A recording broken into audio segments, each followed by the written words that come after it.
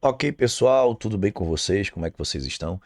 Muito bem, olha, vamos aí à resolução de mais uma questão. Essa questão é da Univale de Minas Gerais, uma questão que trata sobre termometria, escalas termométricas. Na verdade, aí a gente não precisava saber muito bem as escalas, né? O que a gente precisava saber nessa questão, pessoal, é justamente o que está por trás do processo de construção de um termômetro, ok? Então, qual das substâncias da tabela é a mais indicada para a substância termométrica? Num termômetro cuja escala permite leituras entre menos 50 graus Celsius e 50 graus Celsius. Pessoal, observe bem, eu trouxe aqui um termômetro para a gente analisar com calma. E o que está por trás da construção do termômetro, pessoal? Bom, aí o professor ensina lá, né? Ó, tem um bulbo, legal? Nesse bulbo eu tenho uma substância termométrica. Opa, essa substância termométrica ela vai me ajudar no processo de indicação da temperatura. Observe, então, como é que isso vai funcionar? Se eu tiver aqui, por exemplo, um corpo A, um corpo determinado com a temperatura TA, esse corpo com a temperatura maior do que a temperatura do bulbo ou da substância que aqui está, ele vai então ceder energia, né, para o bulbo. O bulbo, a substância, vai receber essa energia e vai sofrer uma dilatação. Opa, olha o interessante, tem que estar no estado líquido, porque essa dilatação ela vai ser visualmente percebida aqui nessa escala, tá vendo? Então, por exemplo, ó, eu tenho aqui um valorzinho, vou colocar aqui menos 50 graus Celsius, tá bom? Aqui tem menos 50, e aqui eu vou colocar o valor positivo de 50 graus Celsius, que é o que a questão nos sugeriu. Muito bem, então essa substância ela precisa variar dentro desses valores aqui. Ela vai subir, ela vai descer, para indicar o que está acontecendo, para indicar qual é a temperatura daquele corpo, não é? Se do contrário, por exemplo, vamos supor que a substância estivesse aqui agora, ó, nessa altura aqui, ela estivesse indicando um determinado valor, né? Por exemplo, aí, qualquer valor ela podia estar indicando. Ok, menos 30 graus Celsius, ok? Aí agora eu coloco ela aqui em contato com o corpo de uma temperatura TB e a temperatura do corpo está menor do que a temperatura da substância. Então agora o bulbo vai ceder energia, vai ceder calor para o corpo e agora essa escala aqui ela vai começar a diminuir seus valores, não é? Primeiro em módulo aqui, diminuindo, depois ela passa a aumentar em módulo, e aí esses valores vão caindo aqui nesse termômetro. Por quê? Porque agora ele vai sofrer uma contração, não é? O líquido vai sofrer uma contração e ele agora vai para os valores de baixo aqui, né? Que estão abaixo, não necessariamente maiores ou menores em módulo. Então, ele vai diminuir em módulo e depois ele passa a aumentar em módulo. Tudo bem.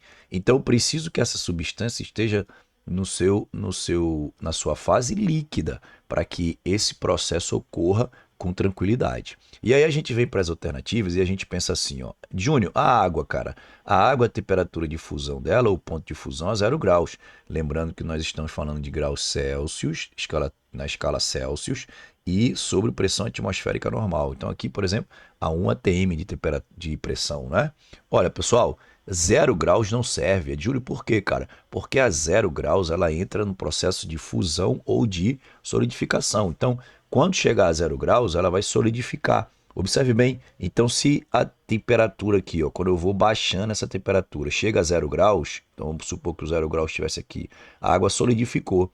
Cara, se a água solidificou aqui, ela não vai chegar ao valor de menos 50 graus Celsius. Então, inviável, inviável porque abaixo de zero a água vai estar no estado sólido e eu preciso dessa substância no estado líquido.